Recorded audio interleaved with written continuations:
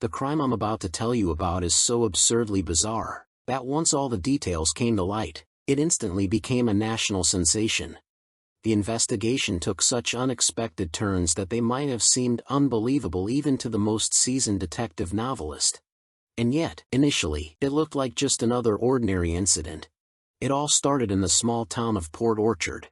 This tiny town in Washington state, home to around 15,000 residents, was the backdrop for the events of that evening on October 15, 1988. Cheryl Pitre, a 33-year-old employee, was working a typical quiet shift at PJ's Market. That evening, there weren't many customers, and Cheryl was honestly pretty bored. At some point, a young college student named Martha Dela Cruz, whom Cheryl had known for a relatively short time, walked into the store. Despite their brief acquaintance, they quickly found common ground, and Martha became a frequent visitor during evening hours. Their conversations could last for hours, covering a wide range of topics. Martha would share her college life, personal struggles, and everyday concerns. In a short period, Cheryl had become a true friend and confidant. She knew how to not just listen, but also offer wise advice and provide support during tough times.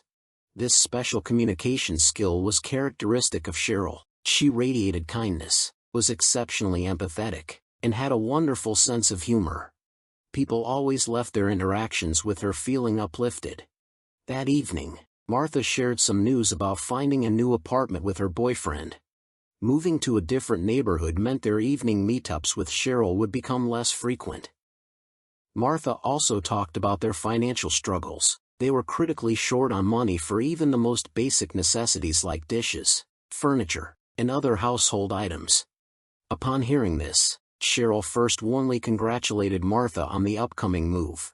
In her characteristically positive manner, she tried to encourage her friend, emphasizing that any changes open up new opportunities. Cheryl, showing her typical kindness, decided to help Martha set up her new place by offering some of her own furniture. This generous gesture deeply touched Martha, though for Cheryl, such behavior was completely natural.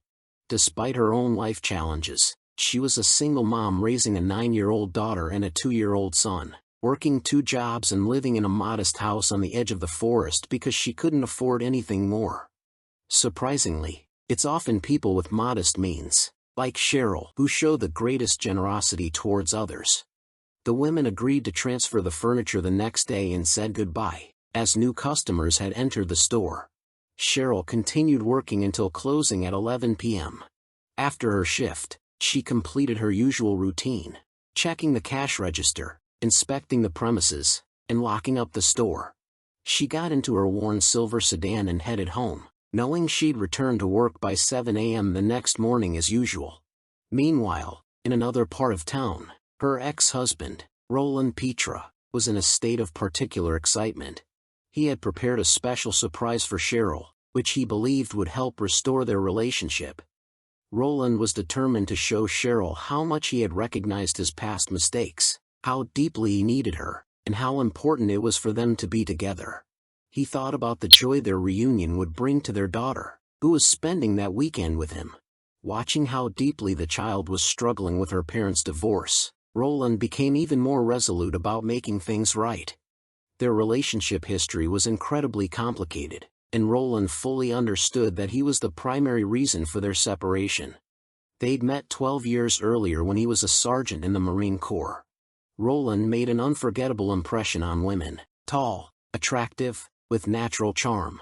However, behind this external appeal hid a significant character flaw.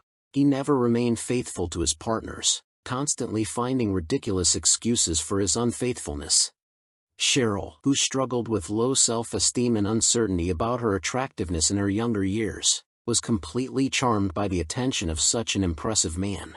Their marriage and the birth of their daughter seemed like it would strengthen their bond, but Roland continued his inappropriate behavior, which ultimately led to divorce. From that moment, his life began to spiral downward. The situation worsened when his romantic partner turned out to be a married woman. Roland planned to remove her husband from the picture, but his plan failed.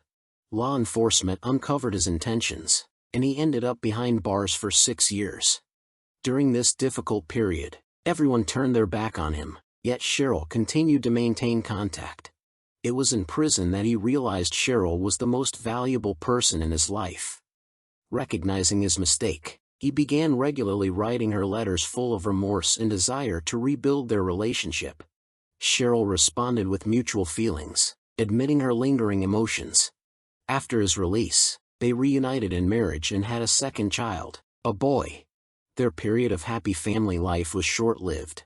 Soon Roland returned to his previous problematic behaviors. Roland resumed his unfaithful actions, which inevitably led to their second marriage breakup. That night, from October 15th to 16th, he was firmly determined to reconcile with Cheryl. After carefully planning his strategy to win back his ex-wife, Roland looked at the clock. It was 11:30 p.m., the perfect time to put his plan into motion. However, fate had other ideas.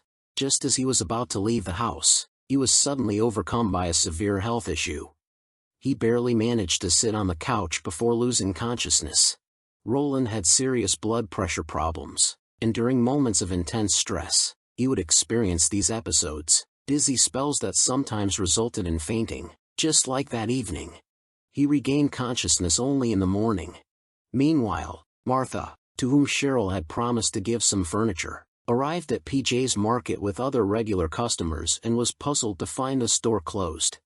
For everyone who knew Cheryl, this was extremely unusual. She was known for her punctuality and had never been late for work.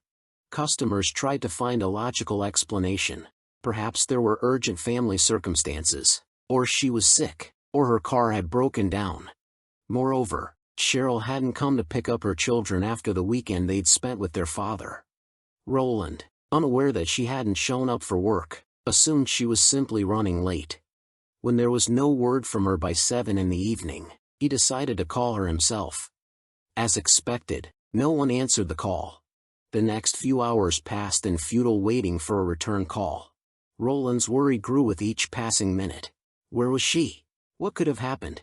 Eventually, he was forced to file a missing person report with the police. The arriving police officers carefully examined Cheryl's house, accessing it using a spare key from Roland.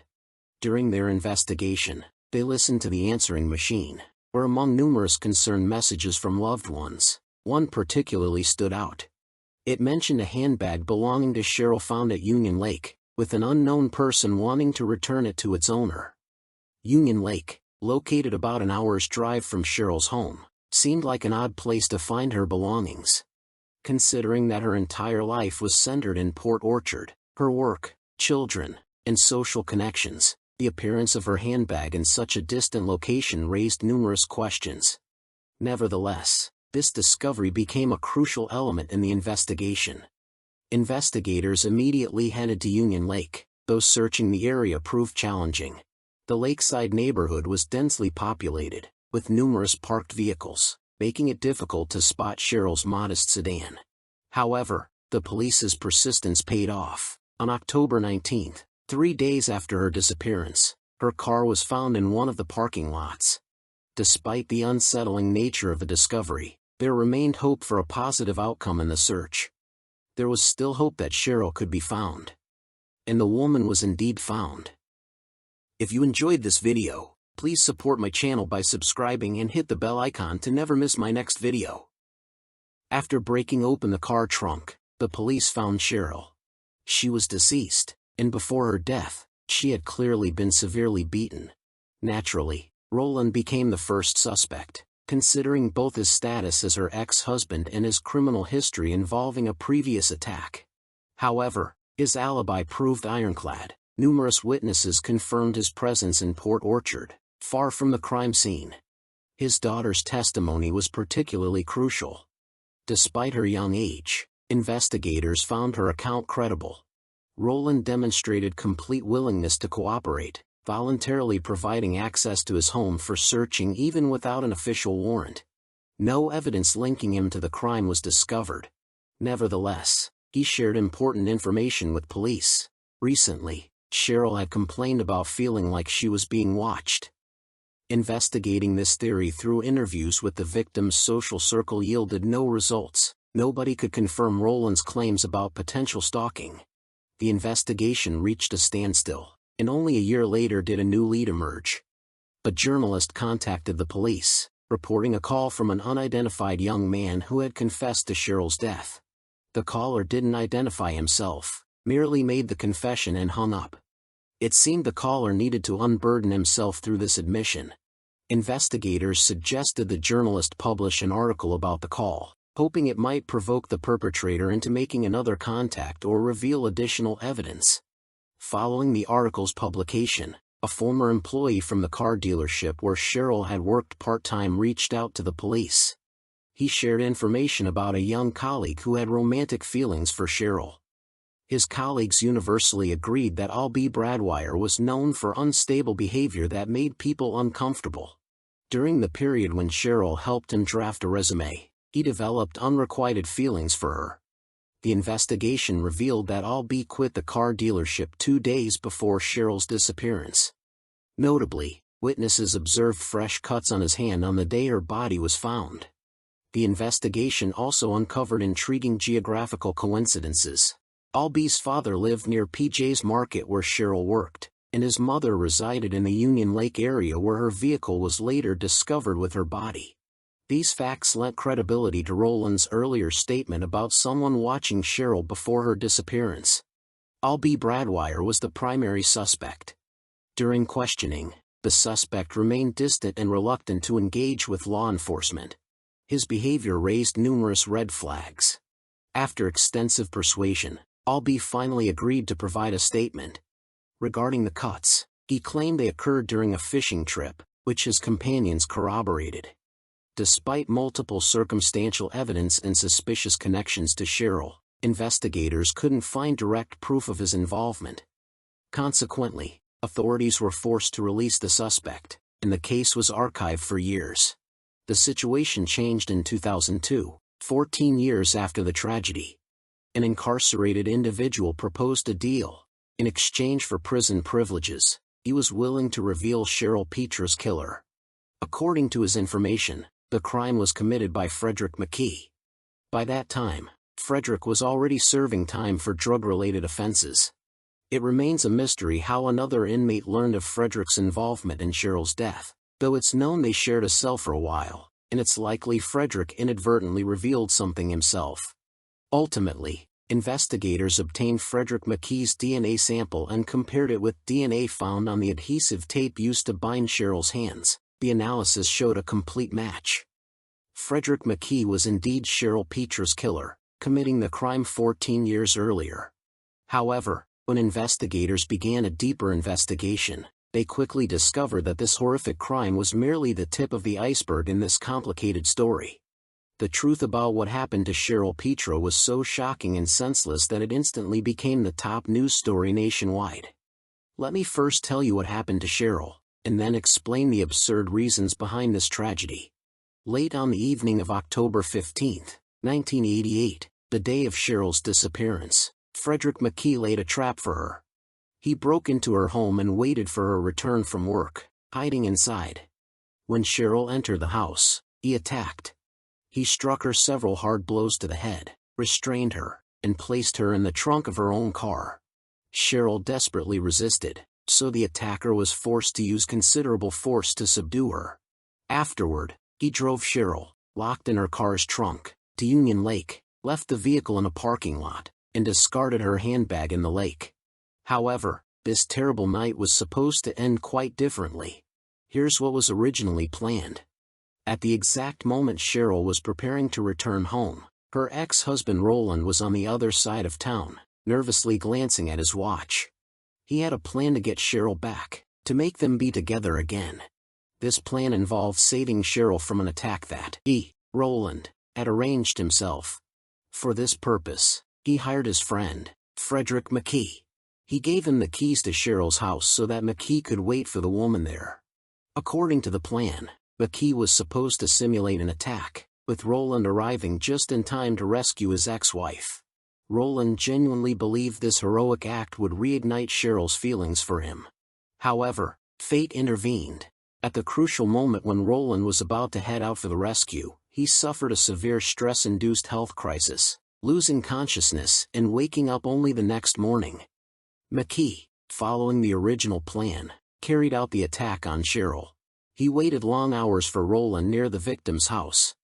But when he couldn't contact the person who ordered the attack and realized staying near the crime scene was risky, he decided to move Cheryl to the parking lot by Union Lake, essentially shifting responsibility for further developments onto Roland. Upon regaining consciousness in the morning, Roland immediately contacted McKee, who explained his actions. Roland rushed to Union Lake. Opening the car trunk, he discovered Cheryl was dead, either from excessive force during the attack or from suffocation after spending the night in a sealed trunk with her mouth taped. By the time these details became known to the police, Roland was already serving time for another eerily similar crime. He had attempted to orchestrate a child's kidnapping from another ex-wife, planning to then heroically rescue the child and impress the mother. Unlike the tragedy with Cheryl, that previous incident had avoided casualties. Ultimately, for their involvement in Cheryl Pitre's kidnapping and death, both criminals, Roland Pitre and Frederick McKee, received 40-year prison sentences. Thanks for watching. If you enjoyed this video, don't forget to hit the like button. If you didn't, feel free to give it a dislike. Make sure to subscribe for more content like this, and I'll see you in the next video.